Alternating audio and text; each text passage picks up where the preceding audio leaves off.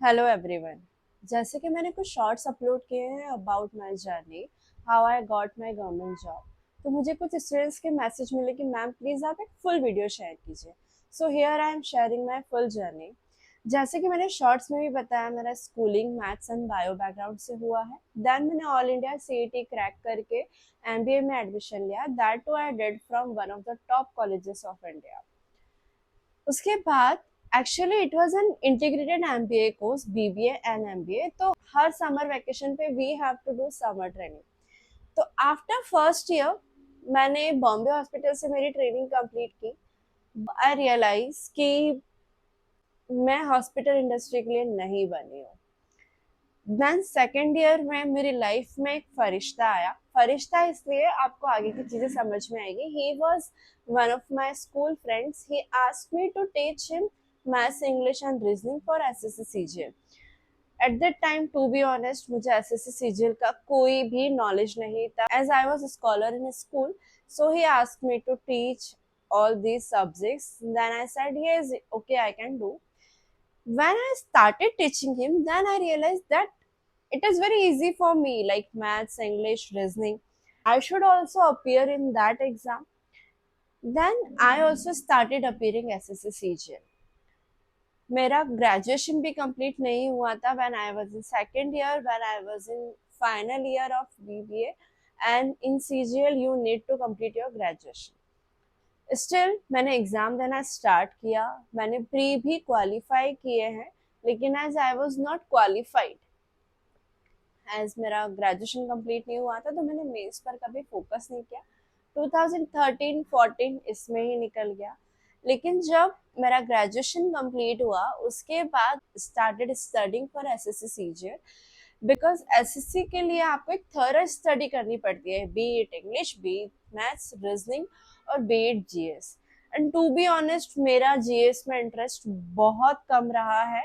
अभी भी मेरा जीएस में इंटरेस्ट बहुत कम रहता है, क्योंकि जो चीजें रटने वाली होती है वो मुझसे कम होती है। मेरे लिए चीजें इजी होती है जब आप उसको समझ लो एंड आप उसको लाइफ टाइम याद रखो। तो प्री में वहां पर कोई सेक्शनल कट ऑफ नहीं होता था, तो मेरा प्री क्लियर हुआ। उसके बाद अगर हम मेंस की बात करें, तो मेंस में उस टाइम पे सिर्फ मैथ्स और इंग्लिश पूछा जाता था, and I was very good at maths and English both. उसी के साथ मुझे ऑफर्स आने स्टार्ट हुए from coachings to teach for SSC CGL.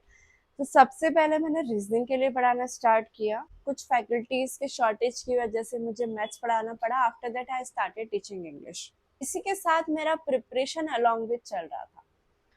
लेकिन क्या होता था, मेंस में कहीं ना कहीं कभी 1 मार्क्स कभी 2 मार्क्स से ऐसे करते हुए मेरे 2 से 3 साल निकल गए। मेरा एसएससी मेंस क्लियर नहीं हुआ। फिर उसके बाद एक टाइम आया, मैंने एसएससी सीएचएसएल में भी अपियर किया था, एसएससी मेंस भी दिया। एसएससी सीजीएल मेंस में इन 2015 एसएससी सीजीएल मेंस मेरा क्लियर हुआ। उस टाइम पर मेंस के बाद एक डिस्क्रिप्टिव पेपर होता था, आई क्वालिफाइड दैट टू। उसके बाद एक डॉक्यूमेंटेशन प्रोसेस होता था। मैं डॉक्यूमेंटेशन प्रोसेस तक गई हूँ। वहां पर जाने के बाद एक मेरिट लिस्ट निकलती थी, इफ यू आर सिलेक्टेड और not. So I was ईगरली waiting for that, because मैंने एसएससी को बहुत टाइम दिया था, 2013, 14, 15। एंड 2015 का एग्जाम ही एक्चुअली 2016 और 17 में हुआ था। I don't actually remember now.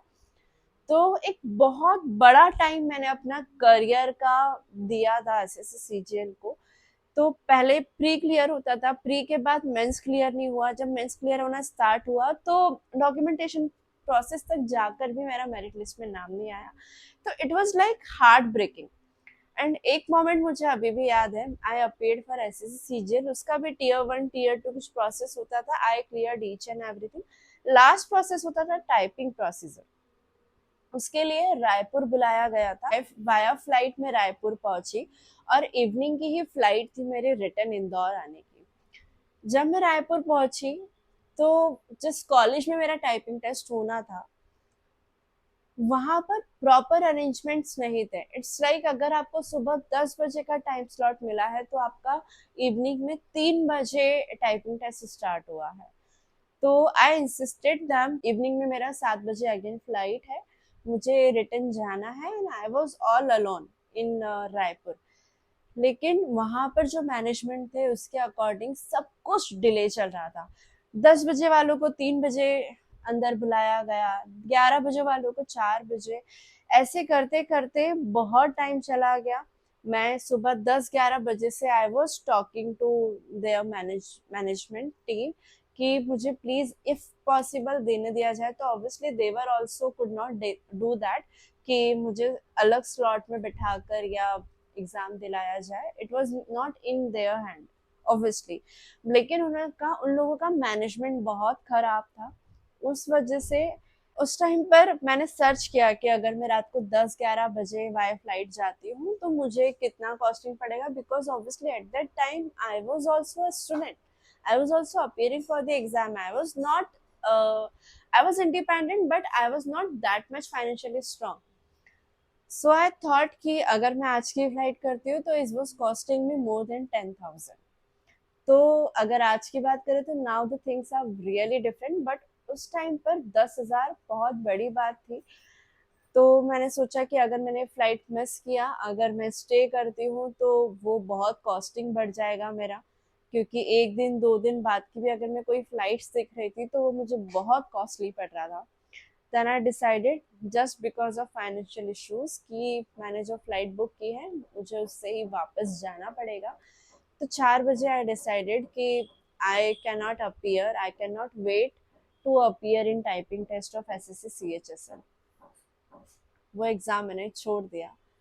फिर ऐसे ही करके बहुत सारी चीज़ें हुई। इन 2018 आई आई डिसाइडेड कि अब इट्स इनफ, मतलब I was really tired, I was fed up of SSC processes.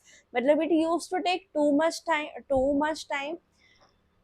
एक एक एग्जाम कंप्लीट होने में it used to take 2 years, almost 2 years. फिर रिजल्ट आएगा, पोस्टिंग होगी, ये प्रोसेस बहुत लंबा होता था। तो आई थॉट कि I can not make career in through SSC CJ, because time taking था। एंड 2018 वाज लाइक कि आई वाज, यू नो, एक एज वाइज देखा जाए, करियर वाइज देखा जाए, तो I had to settle down at any cost in 2018। And in 2016, one thing also I did, that I took admission in acting classes because somewhere I wanted to do something big in my life. And acting, or you can say modeling, was my passion.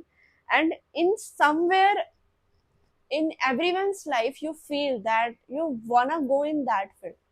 I also wanted to do the same. That's why I took admission in acting class. I started my modeling career, acting career, along with my teaching career. So everything was going well, but आप सब नाव पर सवार नहीं हो सकते एक साथ। एक टाइम ऐसा आता है when you are tired of things. आपको एक चीज डिसाइड करनी होती है फॉर फ्यूचर। दो I was teaching all through this journey, 2012 I started teaching, and 2018 till 2019 I have been teaching. 2015 RRB NTPC का नोटिफिकेशन 2016 में आया, 2016 में उसका एग्जाम हुआ। I was not at all interested in RRB, but I thought just give a try. फिर 2016-17 RRB exam दिया था, SSC CGL exam दिया था। दोनों के ही रिजल्ट्स अवेटेड थे, दोनों के रिजल्ट्स डिक्लेयर नहीं हुए थे। तो I was so, you can understand my condition. होता है, आप लोगों के साथ भी होता है, मेरे बहुत सारे स्टूडेंट्स है, they are facing the same situation right now, कि आई वाज लाइक कि अब बहुत हो गया, now I don't want any government job in my life, let it be. मतलब आई वाज लाइक कि नहीं, अब मुझे करना ही नहीं है। तो I remember in 2018 in October, on 10th of October मैंने रेजिग्नेशन लेटर साइन किया। I was teaching eight that time in pinnacle career institute. It was very reputed institute for banking and SSC at that time in Indore. तो मैंने 10th of October को एक resignation letter दिया management team को that I am resigning. Somewhere I decided that I'll leave in 2 to 3 months for Mumbai, and I'll start my modeling career on a serious note. So I was planning to shift to Mumbai for doing auditions and all, and I was ready to do struggle, to start a struggle, as every model and every actors do after coming here. I was prepared for that. You cannot believe कि 10th of October को मैंने रेजिग्नेटर sign किया with all the decisive feeling कि अब मुझे ये सारे fields छोड़कर एक्टिंग में अपना करियर बनाना है. And it was not easy because Mumbai में आके ऑडिशंस देना, सिलेक्ट होना, रिजेक्ट होना, और उस पूरे फेज के लिए you have to be financially strong enough. तो it was like starting of a new phase, starting of a new struggling phase. 10th October 2018, I signed my resignation letter. I gave it to my management team, though they were not ready to accept it, but I told them that I have to do it. I do not have any other option left. Though I could continue that, but dil, or I was heartbroken. So I decided now I don't want to continue this. On 18th of October 2018, I was sitting in staff room and I received a text that congratulations, you are selected through RRB NTPC, and so on. It was written over there. Then I was like, I read that message and I realized it is as you received now, congratulations, you have won a lottery of 1 lakh and all. So I was thinking the same case, कोई मजाक कर रहा है, that's it, it's a prank or what, और या कोई fake message होगा. I kept my phone and I was just sitting in my staff room all alone. So I don't know why that message was running in my mind. And I started smiling. One of my colleagues entered the staff room and she asked me, why are you smiling? I thought I should share it with her or not. Matlab, I was not sure about the result and all. It is genuine message or not. So I was in dilemma. Then she said, congratulations. मैंने कहा, oh, she took it seriously. मैंने कहा, no, मतलब I am not sure enough about this message. So she said, no, if you have received this message, so it cannot be, fake or what. And she spread this news to each and every student, to each and every faculty of Pinnacle Institute, and everywhere the news was, on fire. Ki Akanksha ma'am has been selected in railways. And to be honest, I was not ready to accept that message because उस time पर क्या हुआ ना कि मैंने सारी hope छोड़ दी थी. आई वाज लाइक कि मुझे फील्ड में नहीं जाना है. एंड ऑल ऑफ सडन तब ये मैसेज आ रहा है जब आपने अपने रास्ते अलग कर लिए. तो obviously it is surprising, it is shocking. I called RRB Bhopal, and after 1 hour of the process, I accepted that okay, now I am selected. I am selected in Indian Railways, and now also I'm getting goosebumps. The feeling I cannot explain what I got, and really I cannot explain how it was feeling. It is really a very big achievement for me.